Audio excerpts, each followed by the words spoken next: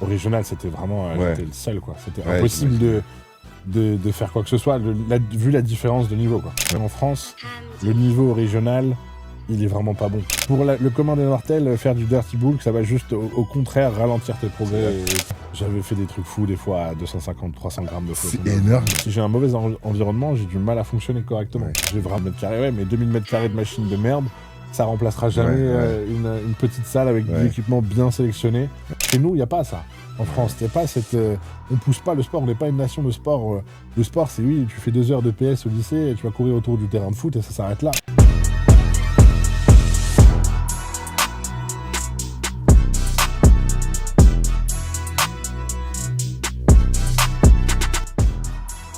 Bienvenue à tous sur Crank Podcast, le rendez-vous dédié au bodybuilding.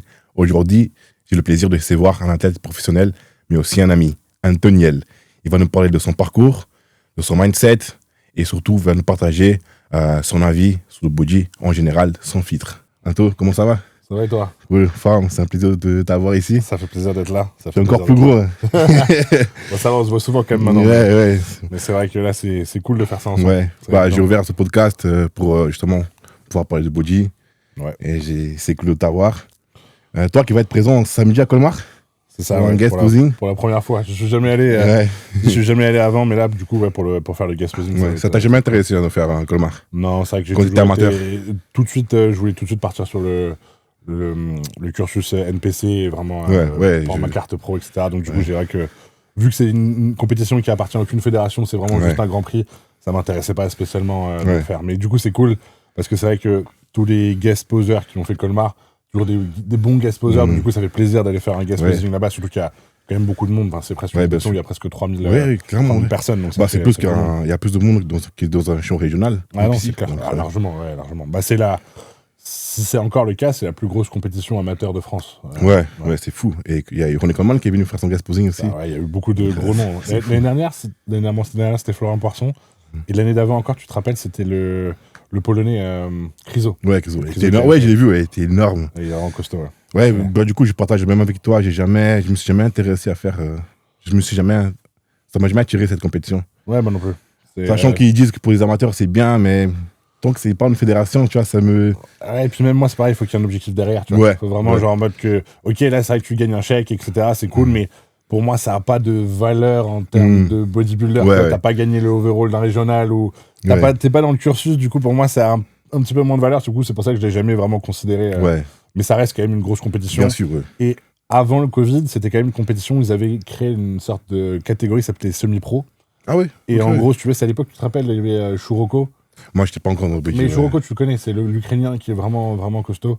Et il participait, du coup, il y avait pas mal de monde qui venait des autres coins du monde pour vraiment faire la compétition en semi-pro parce que ça avait vraiment, à l'époque, un certain prestige de gagner Colmar. C'était vraiment pas facile. Et après le Covid, le niveau était un petit peu en déclin. Et après, ça a jamais. Et après, la catégorie semi-pro a un peu disparu. Donc, du coup, c'est vraiment devenu plus une compétition amateur. Mais à l'époque, ça avait vraiment une certaine importance de gagner Colmar. Ouais. Ok, mais c'était quoi? Qu'est-ce que tu veux dire par semi-pro? C'était quoi le. Ils avaient inventé une sorte de parce que forcément, c'est une compétition qui appartient à aucune fédération. Donc en fait, ils voulaient juste faire une catégorie pour les mecs qui étaient vraiment très très bons, mais qui n'étaient pas encore pro. Et du coup, tu pouvais t'inscrire dans le truc semi-pro parce que tu avais déjà un certain palmarès en body, même si tu n'étais pas encore professionnel. C'était avant que la NPC et la IFBB se mettent ensemble et que c'était déjà beaucoup plus dur d'avoir ta carte. Tu vois. Donc c'était à ce moment-là qu'ils faisaient ça. Et t'avais eu des gros noms qui faisaient les compétitions, qui se déplaçaient juste pour faire le top de Colmar. Ah d'accord, ok. D'où le fait que c'est une compétition qui est connue et qui a quand même un certain prestige.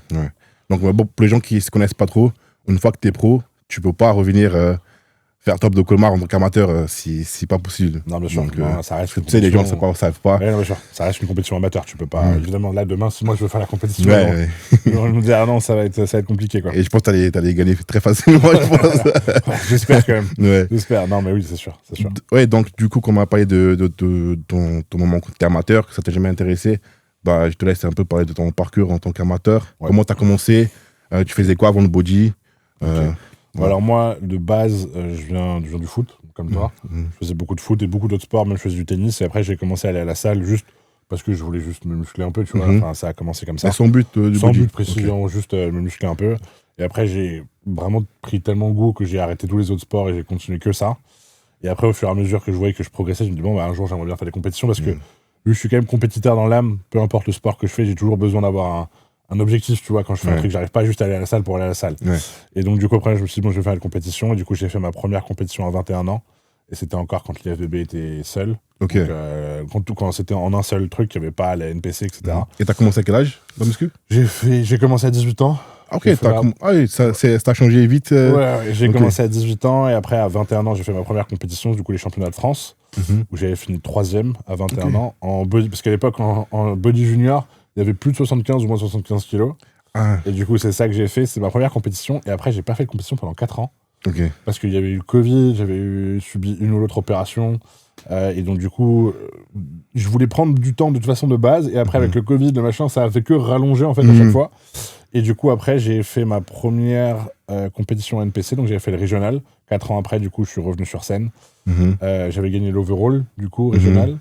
Et j'ai failli gagner une carte pro du premier coup au Portugal. J'avais gagné la catégorie super heavy. Super heavyweight. Et j'avais juste pas gagné l'overall. Et du coup, j'ai failli faire un home run le premier overall au régional et overall quasiment presque au Portugal. Donc, c'est vraiment passé de peu. Et ça, c'était en 2022 Ça, c'était en 2022 ou 2000... Ouais, 2022. C'était en 2022. Parce qu'après, je me rappelle, en 2023, c'est là où je suis passé pro. Donc, ouais, c'était en 2022. Après, j'avais enchaîné encore quelques autres shows. J'avais toujours été dans le top 3. Et après, je me suis dit, bon, bah, on va revenir l'année prochaine. Et après, l'année prochaine, j'ai juste fait un show. Et j'avais regagné de nouveau le régional, l'overall. J'avais fait un show. Et puis après, j'étais passé pro en Suède. J'ai gagné l'overall en Suède. En 2022. En 2023. En 2023. Et puis après, j'ai fait une grosse pause. Et j'ai fait mes pro débuts en 2024, où j'avais fait du coup Rookie of the Year, parce que j'avais fait les meilleurs classements pour un rookie en Open. Et après, du coup, c'est la saison dernière, du coup, j'avais fait ma deuxième saison pro qui s'est un petit peu moins bien passée. Mais bon, ça reste quand même une bonne saison dans l'ensemble, mais moins bien que ce que j'avais pu faire l'année précédente. Ce qui est assez bizarre, parce que du coup, quand on fait une bonne année précédente, on estime toujours faire mieux sur la saison qui suit. Sauf que du coup, c'était pas le cas. Et du coup, là, c'est la première fois, parce que j'avais fait après... Depuis 2022, je faisais des compétitions tous les ans. Et du coup, là, cette année, j'avais vraiment décidé de prendre tout 2026 off. Parce que c'est vrai que le niveau en Open commence à être de plus en plus élevé. Et moi, j'avais vraiment envie de me qualifier à Olympia. C'est vraiment mon objectif. Donc, du coup, je voulais vraiment prendre du temps, progresser. Et je reviendrai probablement en 2027. Et pour les gens qui ne connaissent pas Anto, c'est un athlète Open. Donc, il est chez les Big Boys. Et depuis le départ, tu voulais être en Open, même quand tu es amateur? Non. Tout début, quand j'ai commencé la musculation, les physiques, plus men's physique, c'est plus ce qui m'attirait. C'est plus ça. Et après, quand j'ai vu que j'arrivais à grossir rapidement et qu'après j'ai fait ma première compétition, parce que ma première compétition c'était en body. Et après, j'ai voulu rester en body parce que clairement, c'est ce qui me plaisait le plus. Quand tu as commencé, ça n'existait pas encore classique, si? Non, ça n'existait pas encore. Ah voilà, du coup, soit c'était men, soit direct. Ouais, c'était ça. Je crois qu'il n'y avait pas de... C'était men's ou body, je crois, il n'y avait pas d'autres. Ouais, il y avait 212, pas trucs. non, pas encore. Non, ça, je sais pas. De toute façon, j'étais beaucoup trop...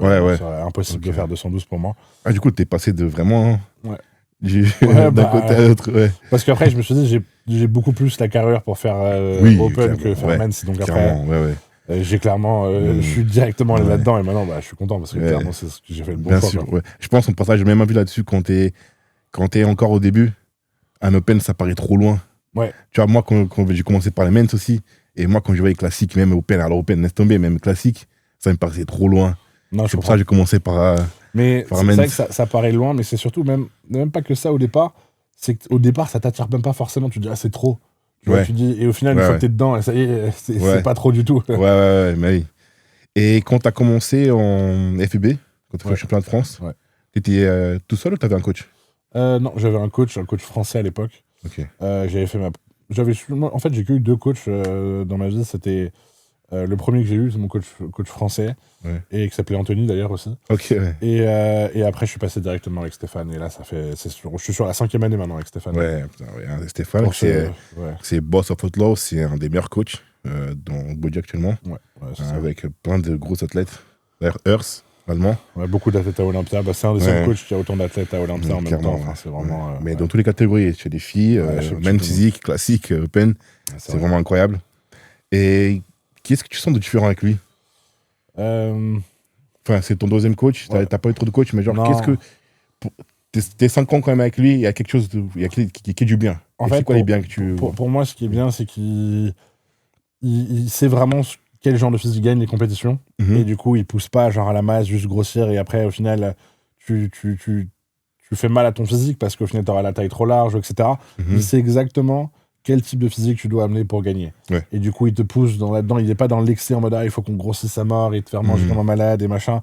Il est très consciencieux de ce qu'il fait avec toi pour vraiment t'amener à ce qui va, toi, te mettre en valeur et ce qui, toi, va te permettre de gagner. Ouais. Et c'est ça que j'aime bien avec lui. Et puis aussi, quand il s'agit de préparation, il ramène toujours vraiment en très, très bonnes conditions, quoi. Donc, il a un œil pour le détail qui est quand même assez impressionnant. Ouais. Et il sait vraiment de quoi il parle. Et puis, ouais, c'est vraiment quelqu'un à qui j'ai 100% confiance. Et c'est pour ça que ça progresse bien. Parce que c'est la première fois où je me dis, OK, j'ai confiance à 100% et je peux laisser faire. Et c'est ça qui fait vraiment la différence. Parce que c'est vrai que demain, si t'as un coach et que tu ne fais pas confiance à 100%, et tu as tendance à remettre un peu en doute les choses. Ouais. Tu vas faire des mauvais choix, tu vas pas écouter, et puis à la fin, ça marchera pas. Il faut vraiment, quand tu as un coach, que tu puisses l'écouter à 100%. Et c'est ça surtout que quand t'as pas cette connexion, c'est aussi... ça marche pas, tu vois. Et c'est ça, parce qu'en fait, Stéphane est un très bon coach pour moi, parce que par rapport aux connaissances, mais il y a aussi le relationnel qui compte. Il faut que ça matche à ce niveau-là. Surtout à ce niveau, il faut que ça matche. Il faut que vous entendez bien, il faut que vous compreniez. Malgré qu'il ait des connaissances, il faut que vous ayez tous les deux dans la même direction. Tu vois, donc, et c'est pour ça que, clairement, Stéphane, pour moi, c'est la personne qui va me coacher et j'espère finir ma carrière avec lui. Quoi. Ah bien sûr, là, de toute façon, il connaît bien ton corps, il connaît bien ton mindset, vous avez la bonne connexion. Mais pour revenir encore quand tu es amateur, juste avant lui, tu étais toujours suivi avec le français ou il y a un moment où tu étais seul? Non, j'ai jamais été seul. Ouais, j'ai toujours été seul. Ok, d'accord. Et pourquoi Boss? Avant, tu ne connaissais pas? Parce que j'avais des connaissances qui étaient coachées par lui, qui étaient très contents. À l'époque, où il commençait à être connu, mais il était moins connu que ça. Et à l'époque, j'avais des connaissances qui étaient coachées par lui, qui étaient très contents. Et du coup, je me suis dit, let's go, quoi. Je vais faire le test avec lui. Et puis après, je suis jamais parti, quoi. Ok. Et tu faisais quoi comme kilo quand j'étais déjà à 130 kilos, mais plus fat. Ah d'accord, ok. Oui, j'avais pas la condition que j'ai aujourd'hui. Ouais, non, bien sûr. Mais j'étais juste un peu plus fat. Et du coup, on a fait notre première prep. Et on a juste dégagé tout le fat. Vous n'avez pas commencé par un off? Non, on a fait un mois de off. Et j'ai travaillé avec lui en novembre, fin novembre. Et en janvier, on a commencé la préparation. Ensuite, Portugal, parce qu'il voulait voir ce qui se cachait en dessous, quoi. Ah d'accord, et du coup, c'était overall direct. Ouais, c'est ça. Incroyable. Du coup, il était vraiment content parce que tu sais, très souvent, les physiques, ils sont un petit peu trop fat. ont tendance à perdre pas mal de muscles, forcément, parce qu'il y a beaucoup de fat à perdre. Et en fait, moi, j'ai vraiment grossi dans le début de la prep. Et en fait, même en ayant perdu tout le fat, et du coup, j'étais encore vraiment big. Et du coup, il était assez... Il m'a dit, j'ai jamais vu une transformation comme ça. C'était ses mots, d'ailleurs. Il m'a dit, j'ai jamais vu une transformation comme ça où tu démarres, où t'as trop de fat, tu vois, 15% dans ces eaux-là. Et que t'arrives shred et que t'es gardé la masse, tu vois, que t'es perdu pas beaucoup de poids au final. Du coup, ça montre que j'ai vraiment bien progressé et puis il était très content de ça. Putain, mais c'est incroyable, t'as 28 ans 29 maintenant. 29, t'es très jeune pour le body, en fait. Et pour les gens qui savent pas, c'est être open à cet âge-là et à son niveau, c'est vraiment incroyable. Je te respecte, bro, parce que c'est fou quand même. Merci parce que même quand tu as gagné ta carte pro, sur scène, tu étais le plus big. Oui, j'étais. C'est qu'on peine pour être big, mais même quand tu étais en amateur, c'est pas évident.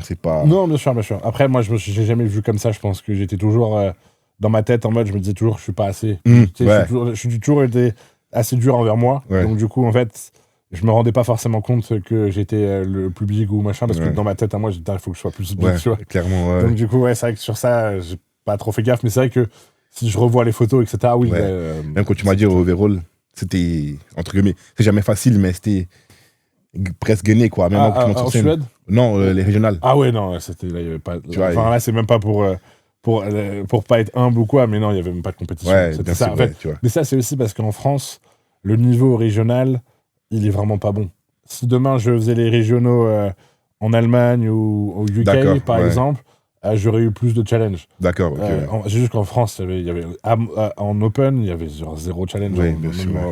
Au régional, c'était vraiment... J'étais le seul, quoi. C'était impossible de faire quoi que ce soit, vu la différence de niveau, quoi. Ouais. Et sur scène, t'as combien? Ta première saison avec Boss? Première, c'était 108 kilos. 108 kilos, ok. 108 kilos sur scène, il me semble. Et... Super heavyweight, hein. Ouais, super heavy, c'est au-dessus de 102. Donc, ah, ok, ouais. Donc, du coup, j'étais à 108 et la dernière, maintenant, 125. 124, 125. Incroyable. En 3 ans? En 3 ans, du coup, ouais. Incroyable, mec. Ouais, c'est fou. 2022, 2025, c'est ça. Ouais. Et juste pour revenir sur l'aspect que tu as dit physique, que tu faisais déjà 130 kilos, mais tu n'étais pas aussi propre. Non, de loin. C'était voulu. Ton coach d'avant, il voulait pousser, malgré tout, il voulait pousser la masse. En fait, c'est pour ça aussi. Parce qu'il y a pas mal de coachs qui pensent comme ça. Ouais, c'est pour ça que je voulais arrêter aussi, parce que pour moi, ça n'avait pas de sens de continuer à grossir alors que j'étais un peu trop fat. D'accord. Je pense qu'il fallait vraiment partir en prépa. C'est pour ça que je pense que Stéphane a vraiment pris la bonne décision. Et après, depuis ce jour-là, j'ai fait la prépa, j'ai fait mon rebond que j'ai géré, et puis depuis, j'ai plus jamais été. J'ai toujours été propre. Bien sûr, ouais. Et c'est ça qu'il faut, parce que c'est beaucoup plus agréable, surtout quand tu commences à être vraiment lourd. T'as pas envie d'avoir du poids en plus superflu qui ne sert à rien. Ouais, bien sûr. T'as vraiment pas besoin de ça, tu vois. Ouais. Et moi, je suis totalement contre les boules sales, etc. Parce qu'en réalité, elles ne t'apportent rien. On est beaucoup old school un peu.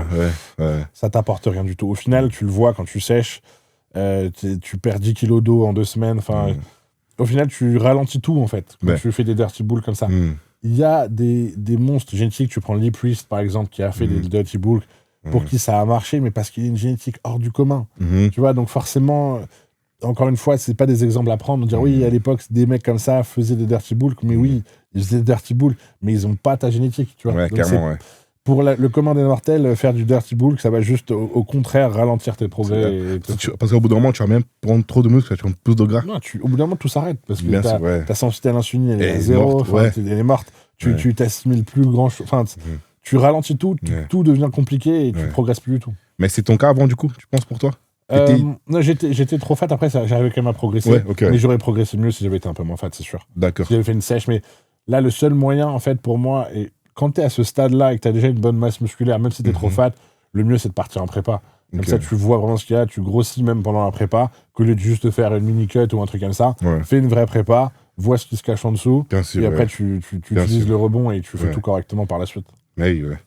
Mais du coup, vu que ton passage était direct à Lyon Open, c'était comment ta transition de championnat de France à saut régional en termes de jet?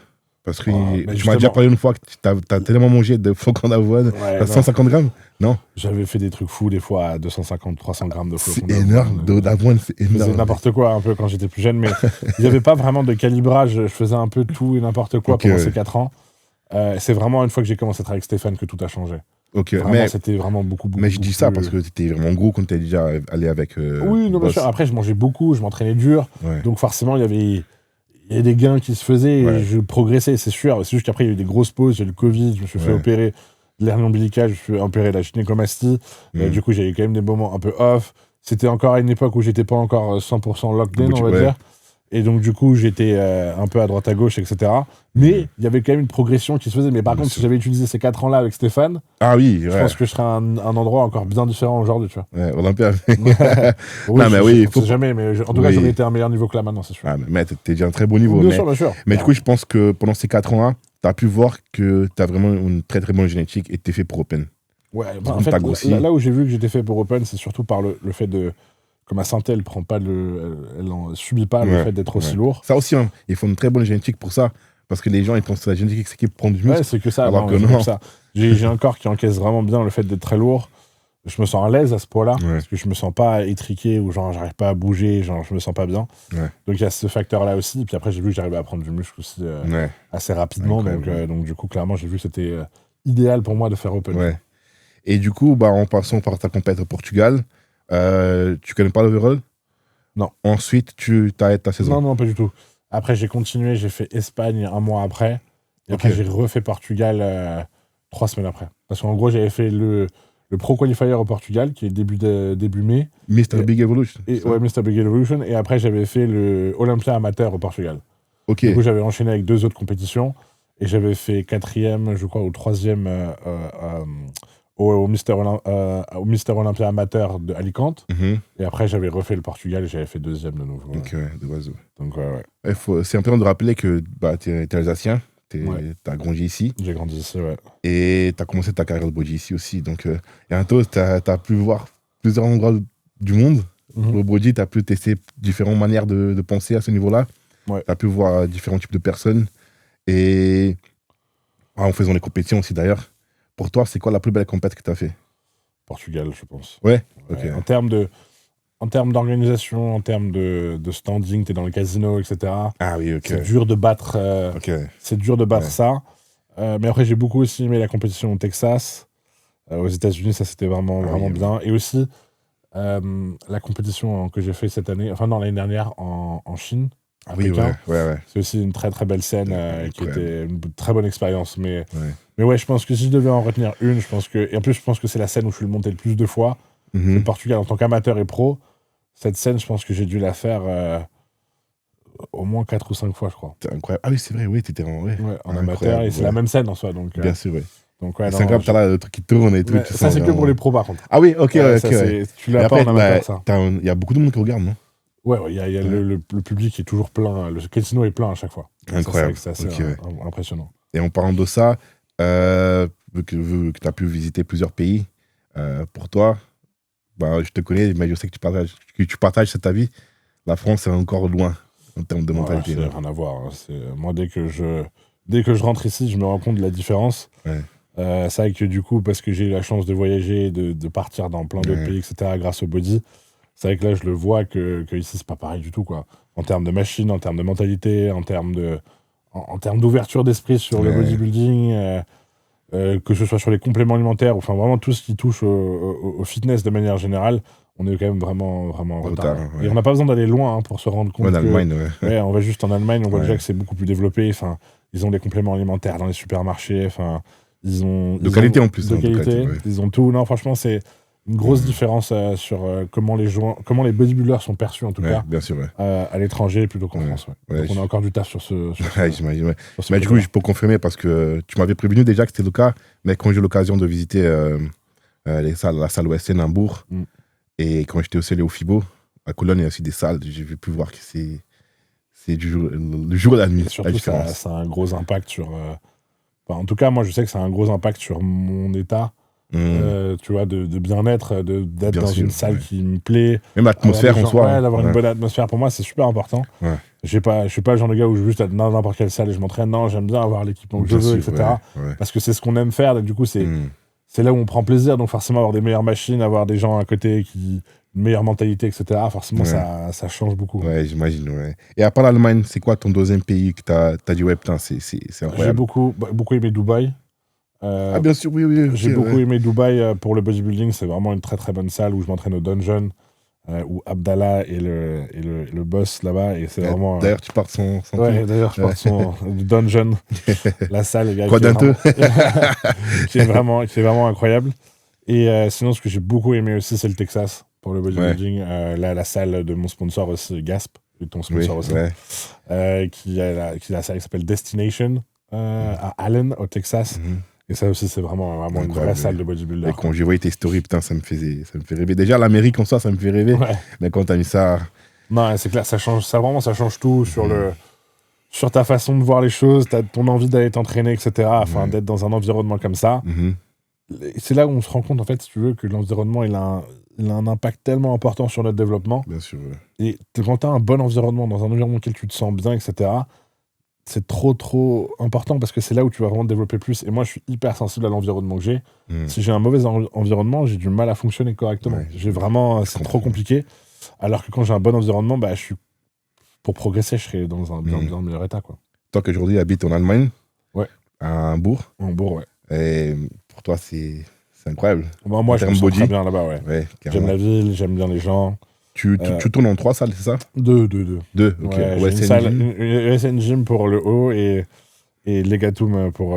c'est une autre salle un peu plus old school, avec beaucoup de très bon équipement, du Prime, du Cybex, etc. Les bonnes machines. Truc qu'on n'a pas en France, quoi. Mais quand on parle de salles, c'est différent. C'est même pas en question de taille. Parce que ESN Gym, c'est plus petit. Oui, mais très souvent, plus, des gens, ils sont là en mode, la salle, elle est grande, mais on s'en fout que la salle, elle est grande. Ça change rien. Si t'as des machines qui sont éclatées et t'as 15 tapis, tu vois. Non, mais ça, c'est vrai que c'est un truc dans la tête des gens, ou peut-être souvent les Français. La salle, elle est énorme, elle fait 2000 m². Ouais, mais 2000 m² de machines de merde, ça remplacera jamais une petite salle avec de l'équipement bien sélectionné. Tu vois, on prendra toujours, nous, beaucoup plus plaisir à s'entraîner dans une salle comme ça que dans une salle que 2000 mètres carrés avec 50 000 personnes qui viennent faire du cardio, du machin. Il n'y a pas d'atmosphère dans ce genre de salle-là et moi, ça me plaît pas du tout. Mais du coup, toi, tu es une très bonne personne pour que je pose la question. Pourquoi tu penses que la France est tellement en arrière à ce niveau-là? Alors qu'on a des très bons athlètes. Après, je suis pas français, mais en tant qu'habitant en France, on a pas mal des athlètes. Ça évolue. On voit que ça évolue, mais on voit que c'est encore très loin. En fait, pour moi, le vrai problème, c'est que la France n'est pas une nation de sport. On a de très bons sportifs et qui excellent dans plein de domaines, mais on ne pousse pas le sport dès le plus jeune âge. Tu vois, aux États-Unis, etc., le sport, c'est un truc hyper important et on le met en avant. Enfin, tu vas faire partie des équipes universitaires, que ce soit de basketball, de football ou n'importe quel sport que tu veux faire. Il va te permettre d'avoir une bourse, il va te permettre d'accéder à des études supérieures. On va t'aider à financer certaines choses si tu es bon dans le sport. Donc en fait, dès ta naissance, on va t'inculquer que le sport, c'est quelque chose d'important. Et donc du coup, forcément, tu vas t'y mettre beaucoup plus. Chez nous, il n'y a pas ça. En France, c'est pas on pousse pas le sport, on n'est pas une nation de sport. Le sport, c'est oui, tu fais 2 heures de PS au lycée et tu vas courir autour du terrain de foot et ça s'arrête là. On n'inculque pas cette envie de gagner, de faire partie d'une équipe, etc. Ça n'existe pas chez nous. Et je pense que quand tu veux vraiment créer des sportifs, etc., ça se fait au plus jeune âge et c'est par rapport à l'éducation que tu as et l'environnement que tu as. Et nous, on n'a pas du tout un environnement adapté à ça. Donc, du coup, je pense que ce mindset, ça va jusqu'à faire des salles comme on voit aujourd'hui en France. C'est pour ça que ça évolue pas. Moi, je pense que c'est là. Pour moi, après, j'ai pas fait une étude là-dessus, mais pour moi, c'est ça, c'est que la base de la base, on n'est pas une nation de sport. On a de très bons sportifs et on est très bons dans beaucoup de sports. Bien sûr. Tu vois, le foot, au machin, etc. On est une très bonne nation de sport, mais c'est pas quelque chose qu'on pousse dès le plus jeune âge. On n'inculque pas la valeur du sport, on ne met pas ça en avant, si tu veux. C'est plus important chez nous d'être bon à l'école dans le format traditionnel, que tu sois bon en maths, etc. Le sport, on s'en fout un peu. Et en fait, c'est ça la grande différence pour moi, qui fait qu'on n'est pas super investi là-dedans. Donc, ouais, je suis d'accord avec toi. Moi qui viens du Brésil, on a complètement un autre mindset là-dessus aussi. Et moi, du coup, je fais le lycée en France et j'ai pu voir la différence totale, tu vois. Ouais, c'est sûr. Mais oui, ça fait partie, mais je vois que ça évolue, comme j'ai mentionné avant. Mais je vois que c'est pas encore ça. Surtout ce club body, c'est très mal vu encore ici en France. Ouais, non, mais sûr. Mais après, encore une fois, ça évolue, mais c'est pas. Ça évolue, mais après, je pense que c'est aussi parce qu'elle est représentée par certaines personnes. Et c'est pas forcément les personnes avec lesquelles moi je m'identifierais. Okay. Les personnes très connues, voilà, enfin, je peux citer des noms du style Thibaut InShape, etc. C'est très bien, ils sont dans le fitness, mais c'est pas pour moi quelque chose qui va aider à développer le body en soi. Okay. Ou le fitness ça va juste mettre en place de faire comprendre aux gens qu'ils doivent se mettre plus en route, qu'ils doivent faire plus de choses, mais qu'ils doivent faire un peu plus gaffe à ce qu'ils font, faire du sport, etc. Mais on n'a pas vraiment de pionnier, si tu veux, en France. Pour toi, c'est quoi un pionnier en Amérique, par exemple? En termes de bodybuilder ou en termes de fitness? Fitness. En termes de fitness, qui pousse vraiment à faire ça? En vrai, mais... Pas besoin de parler actuellement, même avant. Mais en fait, si tu veux, vu que c'est tellement connu, ces sports là-bas, que ce soit le body, etc., tout le monde connaît, tu vois, aux États-Unis, tout le monde connaît Jay Cutler, tout le monde connaît Ronnie Coleman. Même des gens qui ne sont pas du tout dans ce monde-là. Ouais, non, même s'ils ne sont pas du tout dans ce monde-là, en fait, ils ont une idée de ce qu'est le bodybuilding, alors que chez nous, c'est pour toi, Sam Sulek, c'est un pion? Pour moi, ouais, parce que c'est un pionnier dans le sens où pionnier, si tu veux, il motive la plus jeune génération à aller à la salle. Tu vois ce que je veux dire? Il a une influence énorme, et pour moi, il a une influence qui est très positive, parce que du coup, c'est grâce à ça qu'il y a plein de mecs qui se mettent à faire du sport, et qui vont à la salle de sport, même s'ils ne veulent pas faire de bodybuilding, mais qui veulent performer. Et après, si tu prends encore une autre échelle, Sibum, c'est exactement ce qu'il a fait, parce que au final, Sibum, une grande partie de sa fanbase connaissent rien au bodybuilding. Ils adorent juste lui, mais ils vont quand même à la salle. Oui, tu vois ce que je veux dire? Oui. Donc en fait, pour moi, c'est des gens qui font énormément pour le sport. Tu prends Sam Sulek ou Chris Bumstead, c'est des mecs qui ont mis énormément de gens à la salle de sport. Et ça, pour moi, c'est top. Ça, pour moi, tu vois, c'est un pionnier. Chris Bumstead, c'est vraiment un pionnier, mais on n'a pas ça chez nous, tu vois. Mais ouais, clairement. Ouais. Moi, je pense qu'un gars comme Sam Sulek, en France, il n'aurait pas fait autant d'impact qu'il a fait en Amérique. Très compliqué. C'est une mentalité complètement différente.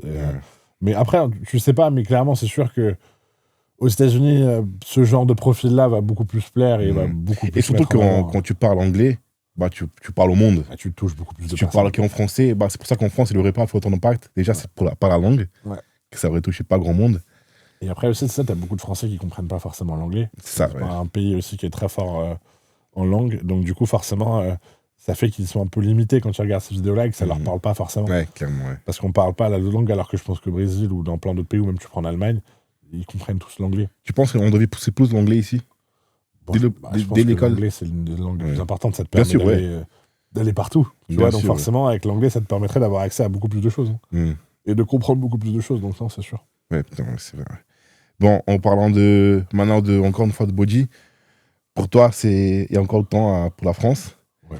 Et qu'est-ce que tu vois de différent en Allemagne, à part ce niveau de la mentalité? Parce que là, comme tu as pu mentionner en Amérique, ils commencent le sport depuis jeune âge.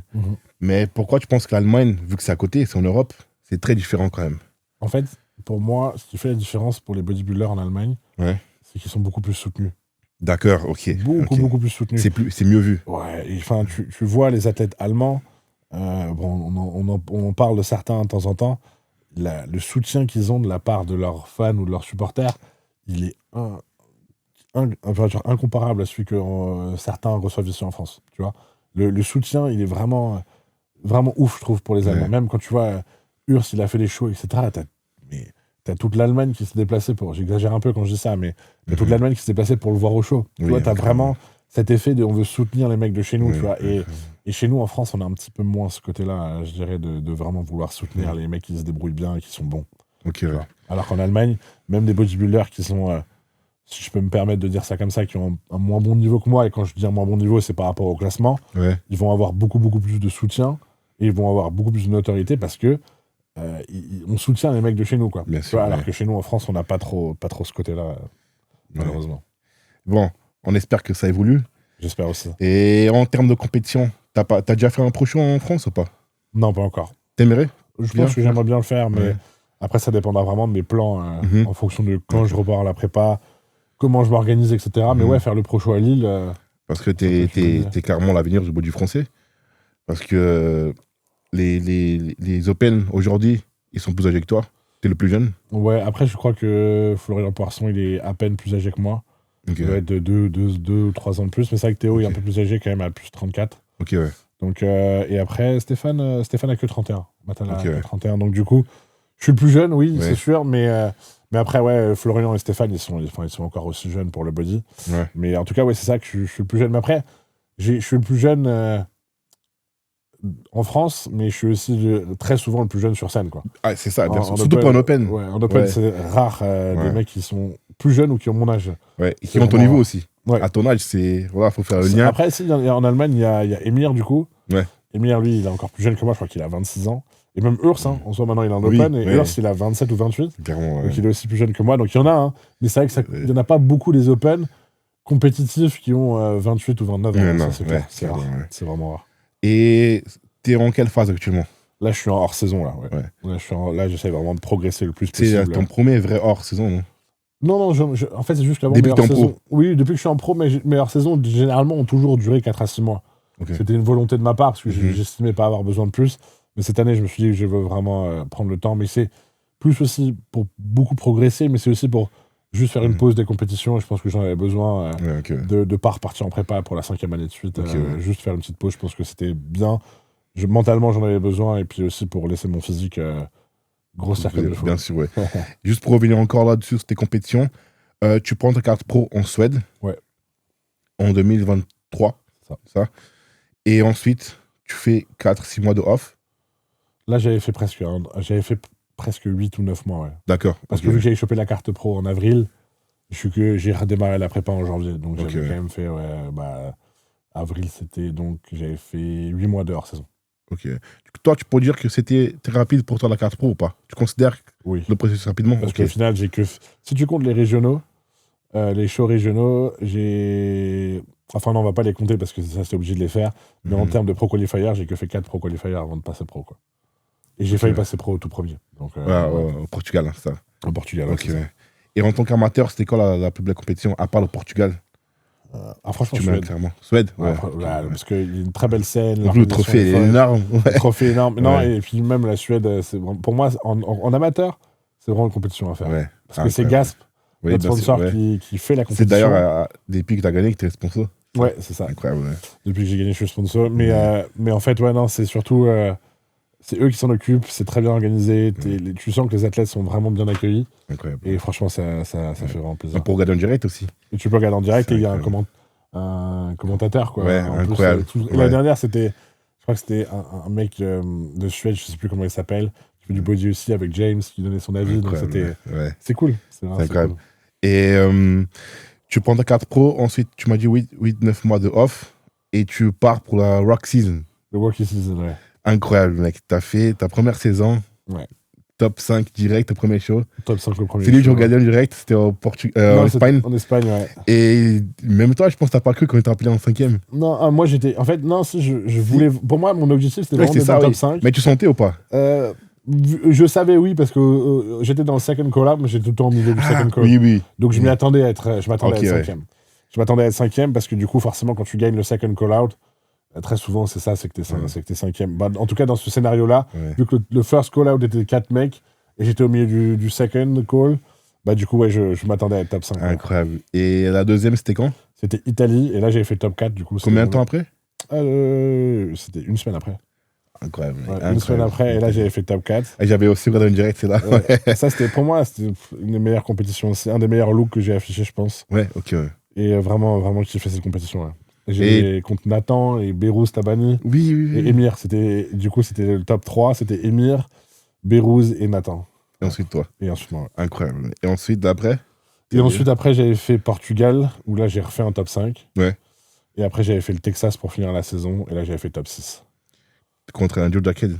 Contre Andrew Jacked, ouais. C'est lui qui a gagné Arnaud Classique il y a 2 semaines. Qui avait gagné la compétition, ouais. Incroyable, mec. Putain, en plus, pour pas avoir de chance, pour la petite anecdote, tu sais, dans les rounds de posing avant les calls, t'as les mandatory poses. Ouais.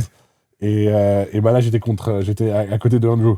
Donc c'est pas le meilleur athlète pour ressortir bien comparé à lui, tu vois. Ouais.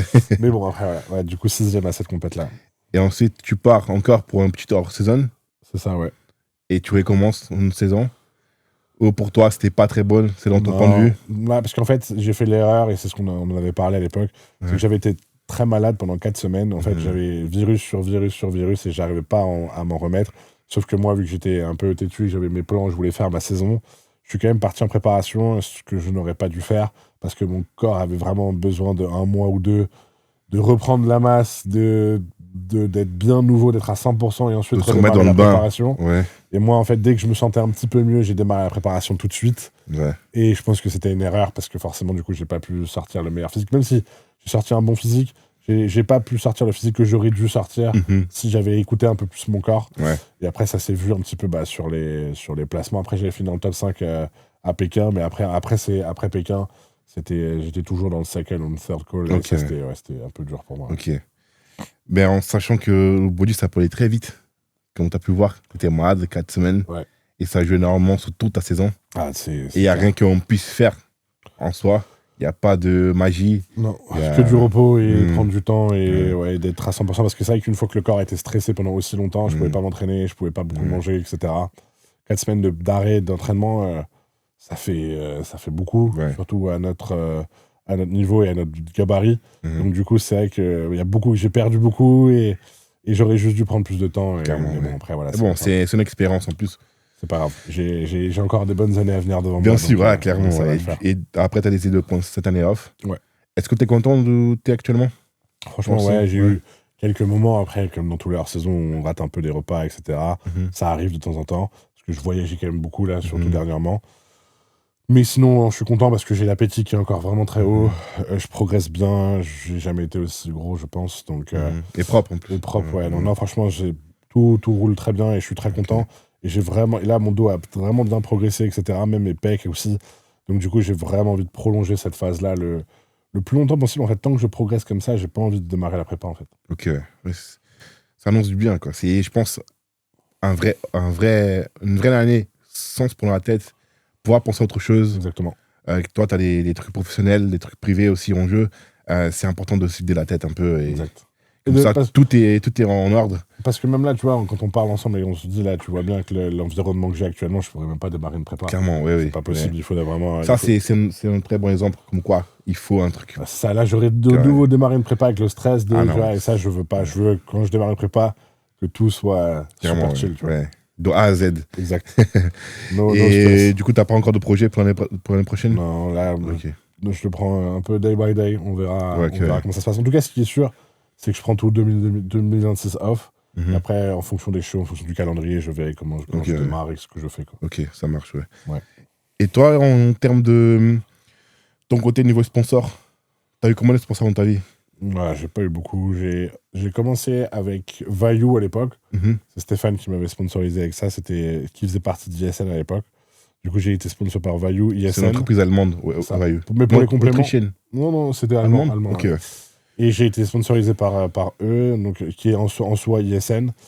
Je suis resté pas mal d'années avec. Après, maintenant, je suis sponsorisé avec Tsunami Nutrition pour les compléments. C'est les deux seuls que j'ai eu. Et Gasp pour les vêtements. Ok, ouais. Voilà. C'est incroyable. Et t'as jamais eu intérêt pour travailler avec une entreprise française? Dans les compléments? Ouais. Bon, on n'a pas vraiment de marque qui soit, à mon sens, assez qualitative. Ok, on n'a pas vraiment de marque. Moi, je veux vraiment bosser toujours avec une très bonne marque. Ouais. Et ISN ou Tsunami, c'est des marques, des grosses marques avec de la qualité, qui ont le pouvoir de nous faire vraiment progresser, de vraiment nous aider à progresser clairement. Donc du coup, en dehors de ça, en France, il n'y a aucune marque qui est capable d'amener ce que une de ces deux marques-là peut amener un athlète. Clairement, ouais. On a en France, qui est nommé, on a quoi? On a Nutrimuscle. Oui. Ensuite, je sais même pas. Ouais. Ensuite, il y a Marc de Chip, je pense. Je sais même pas, je connais pas. Ouais, moi, je connais pas très non plus. Je connais les noms qui, à part eux, bien sûr, OSN et Tsunami, je sais qu'il y a MyProt, Prozis, tout ça. Bien sûr, mais ça, c'est mais en France, je pense, marque 100% française, c'est Nutrimuscle, je pense. Mais encore une fois, c'est pas une marque qui fait le poids comparé à... clairement. Comparé aux marques avec lesquelles Ah non, oui, clairement, ouais. Mais tu sais, il manque ça en France, quand même. Ah, mais c'est pour ça que je te dis, quand on est en retard, c'est sur le long terme, ouais. Si on n'était pas en retard, on aurait déjà quelques bonnes marques. Tu vas au UK, tu vas en Allemagne, il y a déjà des très bonnes marques qui sont là, tu vois. Alors que nous, chez nous, on n'a rien. Oui, même en Espagne, mais chez nous, on n'a rien, tu vois. On a vraiment... mais il faut évoluer, en fait, dans tous les sens du terme. C'est quand tu vois les salaires des athlètes ailleurs, même au Brésil, là, je prends l'exemple, je sais que pour que ça arrive en France, c'est des années-lumière. C'est compliqué. Ouais, c'est très compliqué. Après, voilà, là, ce qui est bien avec Tsunami, c'est qu'ils sont vraiment sur le marché français. Donc, ils essaient vraiment de développer le marché français. Donc, du coup, ils sont vraiment en place. Mais après, une marque française, là, rentrer sur un marché qui est quand même complexe, il faut des gros moyens pour pouvoir faire quelque chose de bien. Et là, ça commence à être de plus en plus dur de rivaliser avec des marques comme l'ISN ou Tsunami, tu vois. Ouais, clairement, ouais. Et en parlant de body, c'est quoi ta vision de body actuelle? Ma vision du body actuel? Dans le chemin qu'il prend, tu penses que c'est en train d'aller dans le bon sens? Moi je pense que oui, dans le sens où il y a de plus en plus de compétiteurs, donc il y aura de plus en plus de niveaux, et on le voit là, d'année en année, le niveau il ne fait qu'augmenter de plus en plus, donc clairement pour moi, on va vraiment dans le bon sens. Les physiques sont pour moi très très bons, même s'il y en a beaucoup qui disent que les physiques à l'époque étaient mieux, moi je suis pas d'accord. Moi, parfois, il dit ça. Non, mais moi, c'est une préférence. Moi, je trouve que les physiques aujourd'hui sont assez ouf. Ouais. Notamment avec Nick, etc. Enfin, moi, c'est des physiques que j'aime beaucoup. Pour moi, c'est ça le vrai open bodybuilding. Ça, c'est ce que j'aime. On peut dire c'est ton exemple, c'est ton idole. Ouais, j'aime.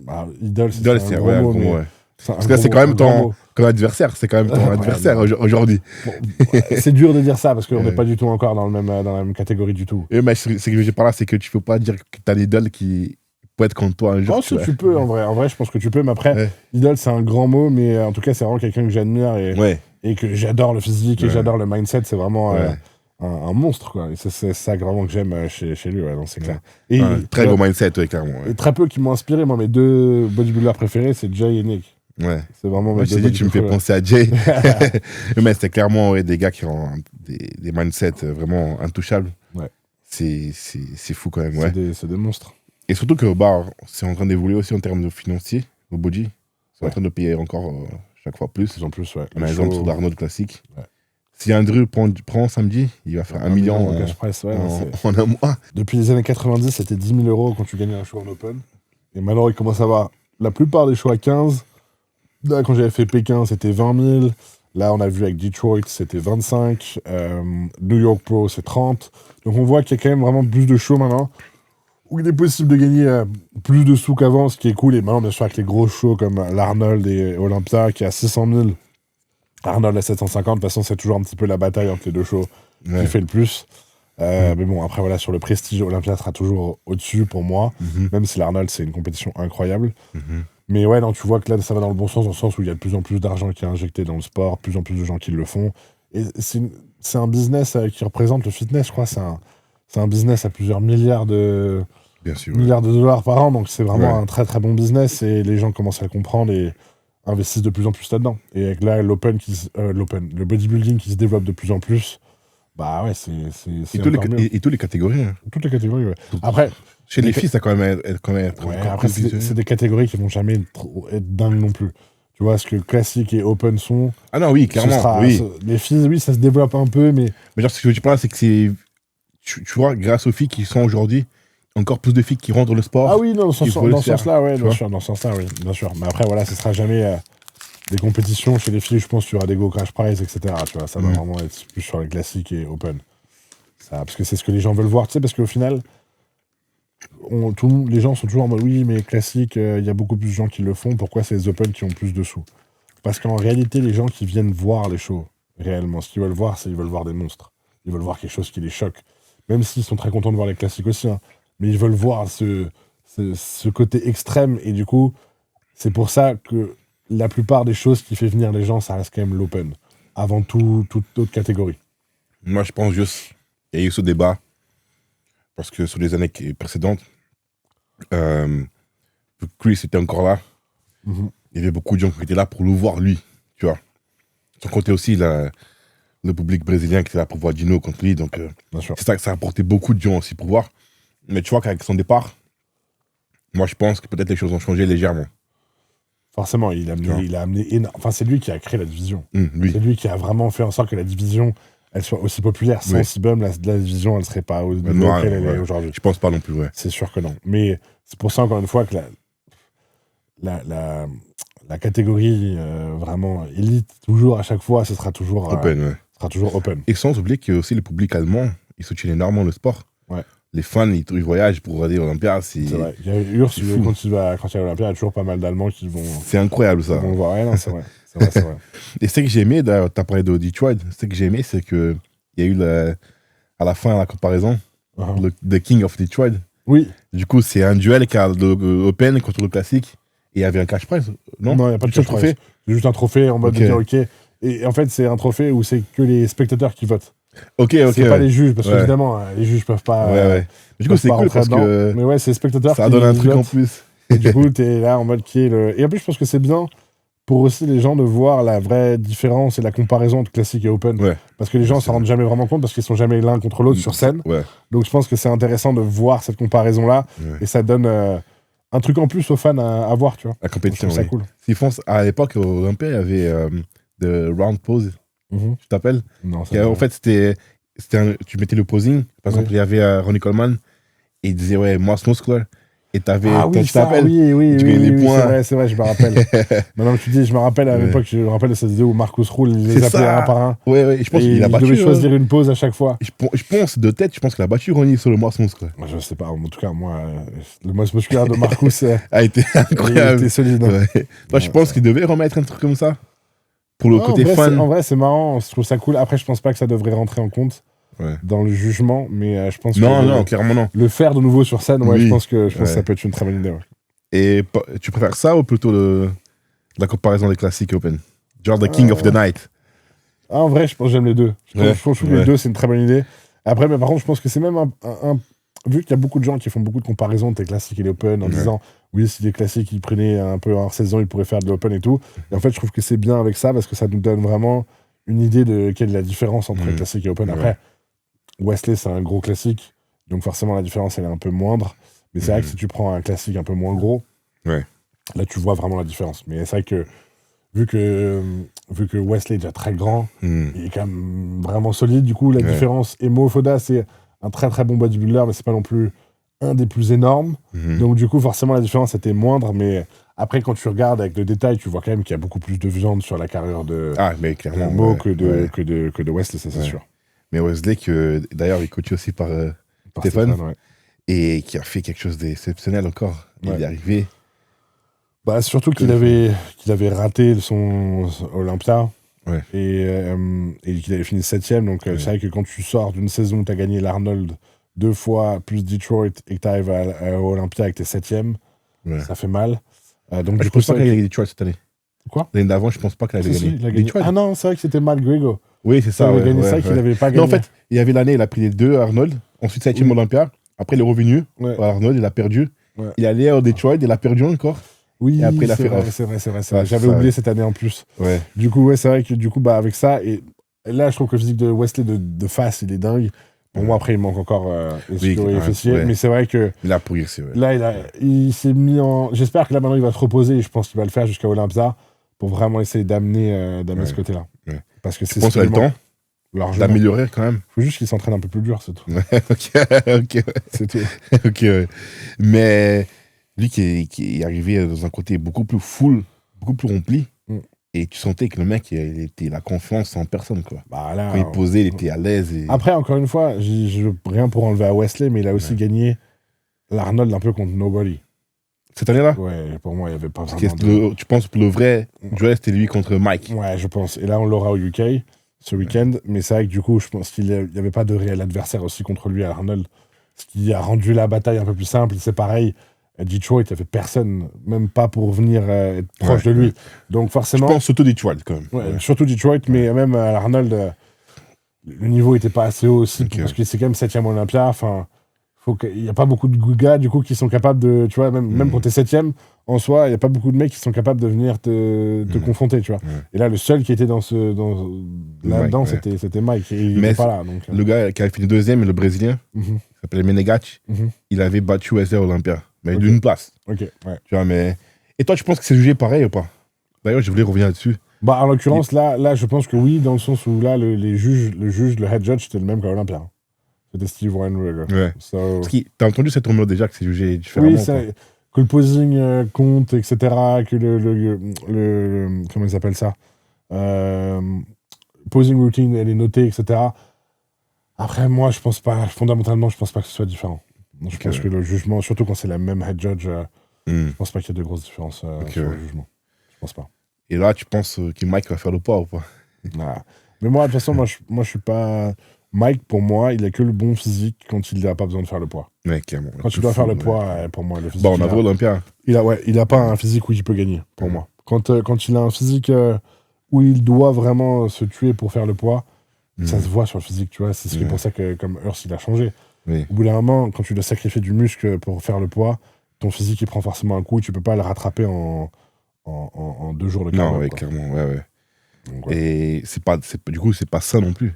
Ah non, c'est horrible c'est vraiment pas bon du tout pour le corps. Donc, c'est vrai qu'il faut vraiment, à un moment, quand tu dois vraiment, comme Hurst l'a fait, quand tu dois vraiment trop taper dedans, à un moment, il faut que tu changes. Toi, tu penses qu'il devait enlever cette ligne de poids? Ouais.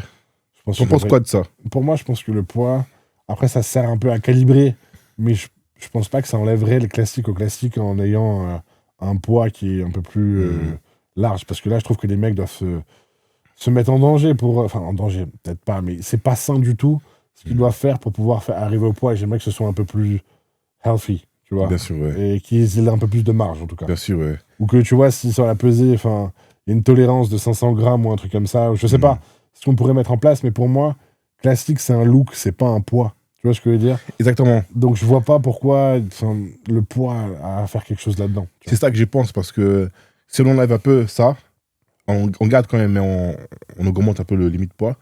Un mec peut arriver énorme, mais il n'aura pas le look physique, de classique physique. C'est ça. Tu vois, donc c'est ça, c'est au juge de voir. On sait ce qu'on veut voir en classique, donc pour moi, le poids ne devrait pas avoir forcément... Parce qu'ils disent que ça allait être un peu comme en men's, tu vois, que les mecs allaient commencer à arriver chaque fois plus big et disproportionné pour la catégorie. Pour moi, on verrait un line-up complètement différent si on voyait des mecs arriver sans avoir de limite de poids. Juste avec le meilleur physique possible, tu vois. On aurait des line-up qui seraient vraiment plus impressionnants. Tu penses que tu aurais des gars qui étaient genre en mode carrément open, mais aller en classique?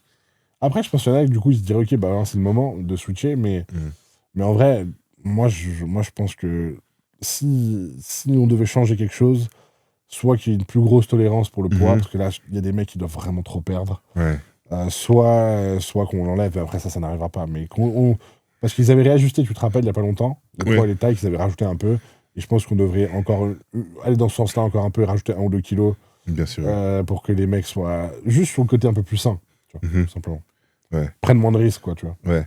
Et tu penses qu'en open, il y a un truc à respecter, un look à respecter, ou c'est la course à la masse? En open, c'est vraiment, tout ce qui va être pris en compte, ça va être ta sèche.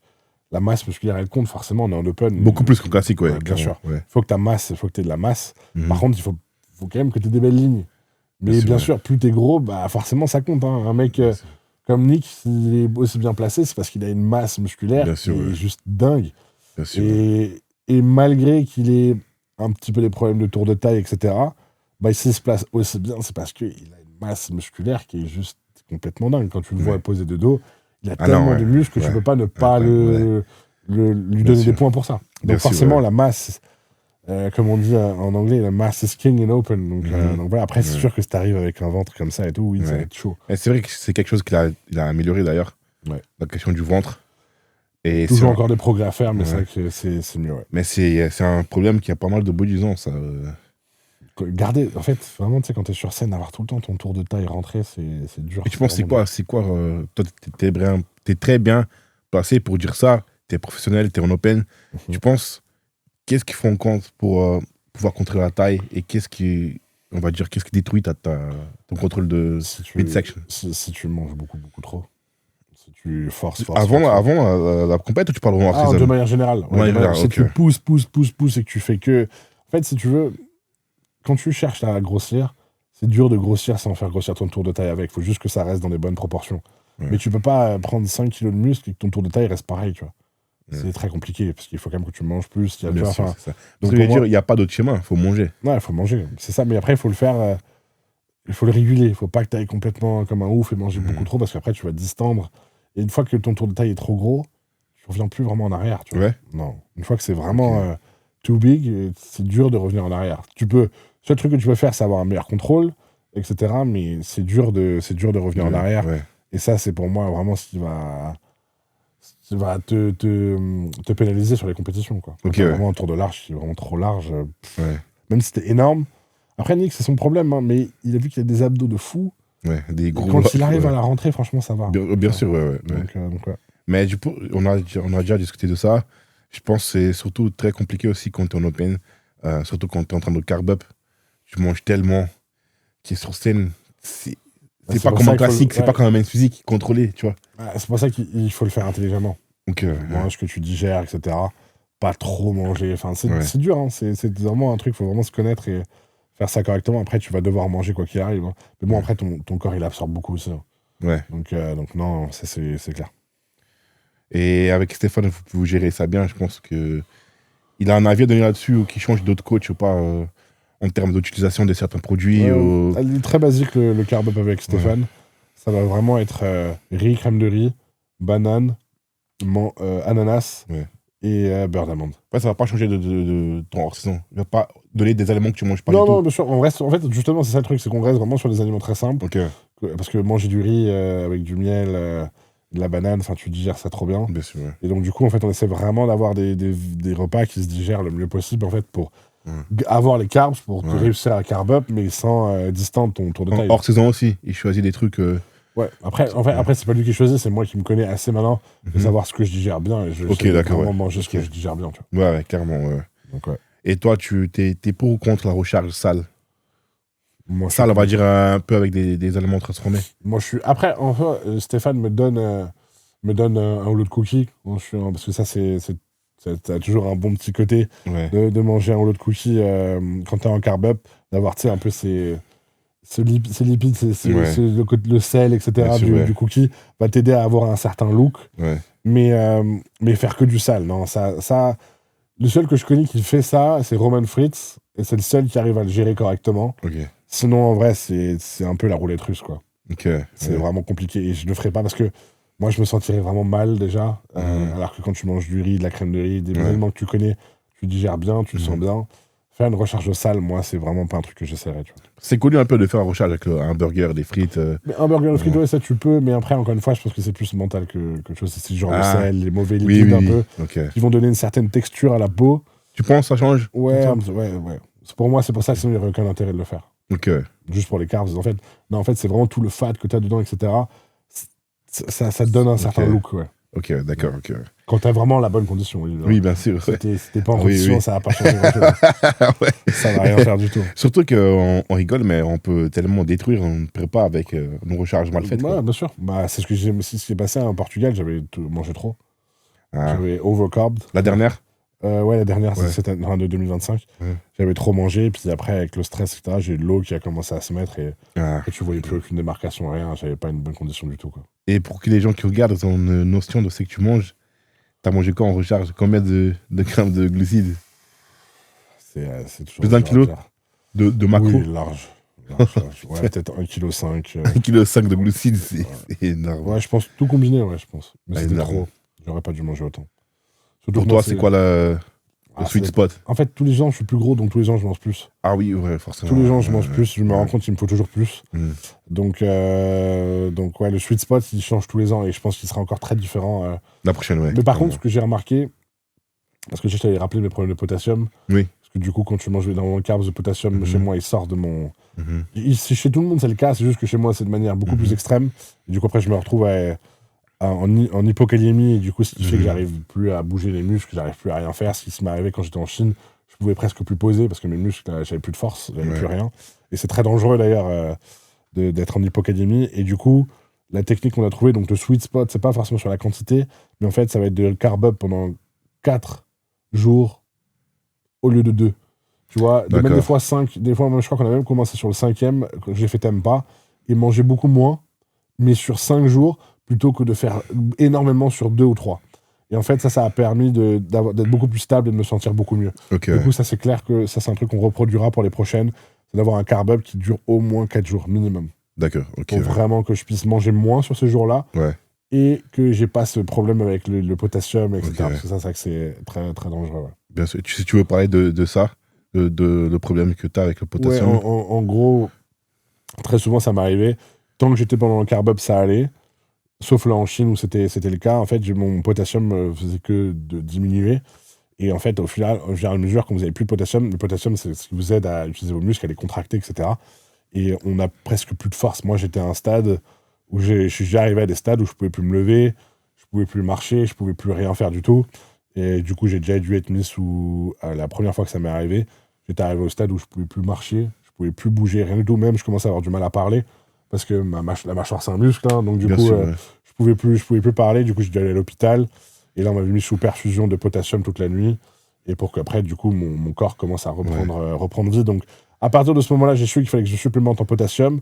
C'est juste que c'est toujours un peu le jouer au loto parce qu'il n'y a aucun moyen de prendre son taux de potassium comme on fait son taux de sucre, par exemple. Bien sûr, ouais. Donc, du coup, on est toujours un peu en train de doser, d'estimer un peu à l'aveugle. Et du coup, des fois, il y a des erreurs qui sont faites parce que du coup, on ne sait pas à quel point j'étais bas, où était mon taux, combien prendre de potassium.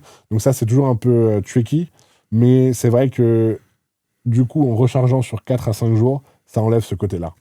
D'accord, t'as pu voir que... Ouais, j'avais zéro problème de potassium. Juste après la compétition, j'ai toujours, dès que je fais un rebond, que je mange normal et que je bois beaucoup, etc., et que je mange bien après le show, du coup, là, très souvent, ça peut m'arriver. Mais après, vu que j'ai du potassium, je le prends, après, ça se régule, et après, c'est bon. Mais, potassium pur ou électrolyte? Non, pur. D'accord. De pharmacie, ouais, je suis obligé. D'accord, ok. Parce qu'il me faut des grosses doses de potassium pour pouvoir... Et ça, tu penses que c'est un truc génétique? Ça arrive, ça... Il y a des gens à qui ça arrive, je connais des gens à qui ça arrive, mais ouais, je pense que... En fait, il y a plusieurs facteurs qui font ça. Il y a aussi certaines substances qu'on prend qui favorisent que le potassium dégage. Du coup, ça veut dire qu'avant que tu consommes body, tu n'avais aucune notion que tu avais ça? Non, jamais. C'est vraiment le body parce que c'est vraiment l'excédent de carbs qui te fait, sur une très petite quantité, qui te fait ce problème-là. En tout cas, chez moi, qui le fait. Ok, ouais. C'est intéressant quand même, mais c'est fou. Ouais, c'est risqué. Ouais, ça, il faut vraiment faire attention. Parce que ça même peu à bouger. Ouais, c'est pas agréable. Et du coup, t'as trouvé l'astuce maintenant pour... cette année, ça m'est encore arrivé une ou l'autre fois où j'avais ce problème-là. Après, t'aimes pas, ça m'est arrivé. Il fallait que je prenne du potassium de nouveau. Après, ça s'est régulé. Ensuite, en Chine, ça m'est arrivé où j'étais sur scène, donc là, ça c'est très compliqué. Ah ouais, putain. Là, j'arrivais presque pas à remarcher à ma chambre d'hôtel. Donc là, c'était chiant. Donc là, j'ai dû me supplémenter beaucoup en potassium. Mais après, on fait un peu à l'aveugle, du coup, parce qu'après, ce qui est dangereux avec le potassium, c'est que si après, on est en hypercalémie, donc on a trop de potassium dans le corps, c'est aussi dangereux. Donc du coup, c'est vraiment être dans le sweet spot. Quand tu peux pas prendre les mesures, c'est compliqué. Mais maintenant, je pense que maintenant, on a assez d'expérience pour que ça m'arrive plus. D'accord, ok, ouais. Enfin, c'est avec l'expérience qu'on apprend, quoi. On verra après, ce truc, c'est que vu qu'à chaque fois que je monte sur scène, j'ai plus de masse, plus de carbs, donc en fait, c'est toujours dur de trouver. Si on faisait à chaque fois la même chose, oui, mais vu que le carb up, c'est jamais le même, c'est compliqué de doser. Mais en tout cas, disperser les carbs sur plus de jours, ça, c'est quelque chose qui m'aidera forcément. Mais du coup, une chose, t'es sûr, c'est que maintenant, partout où tu vas en compétition, t'emmènes du potassium avec toi. Ah ouais, toujours. Je suis obligé. Okay, si je peux pas me supplémenter en potassium, ça peut être dangereux. Et tu peux faire emmener avec toi ou t'achètes sur place? Non, toujours avec moi. Comme ça, je le suis qui est bien dosé. Ah, tu connais déjà exactement ce qu'il faut, ouais, bien sûr.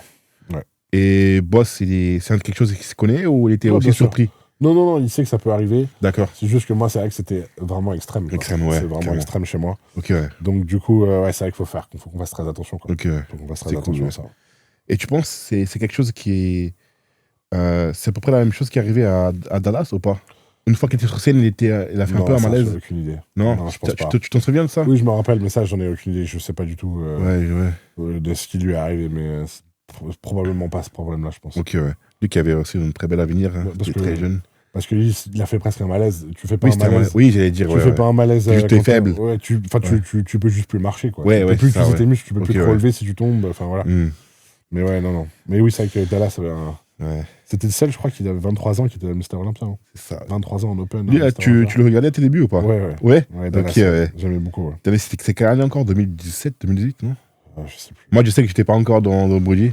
Je crois qu'il est parti dans les 2018-2019. Dans ces okay, il était énorme hein, pour son âge. C'était fou. Whatever it takes. Ça, c'est vrai. Lui, c'était vraiment à la lettre whatever it takes. Ouais. C'est vrai. Et toi, en termes de compétition, si tu peux dire un athlète qui t'a choqué le plus, c'était qui? Pas choqué au mode comme ça, mais qui était surpris de voir en vrai, c'est que c'était vraiment. Ouais. Est-ce qu'on a un? Tu m'as surpris, genre moi j'étais damn. Bien sûr, ouais. En vrai, Andrew, il est impressionnant. Oui. Il est grand aussi d'ailleurs. Il est grand. Puis c'est un beau physique, non? Ouais. Andrew, il est assez impressionnant. Ouais. En vrai, il est assez impressionnant. Il est vraiment grand, il est très gros. Et là, en plus, moi je l'ai vu, c'était il y a 2 ans hein, quand on a fait la compétition. Je pense que ça a grossi des fois. Là, c'est encore autre chose, je pense. Ouais. Lui, t'as pas vu encore Nick, en vrai? Jamais. Si. Non, jamais. Ok. Jamais. Bon, bientôt. One day, maybe. Ouais. Bon, mec. Encore une fois, t'es l'avenir du body. J'espère bientôt te voir Olympia. En tant que, à part pote, je te souhaite vraiment en tant qu'athlète. Merci, frérot. Et quand tu continues comme ça, et qu'on se verra bientôt en Allemagne. C'était un plaisir de t'avoir ici. Merci, frérot. Avec plaisir. T'as kiffé? Ouais, c'était cool. Ouais.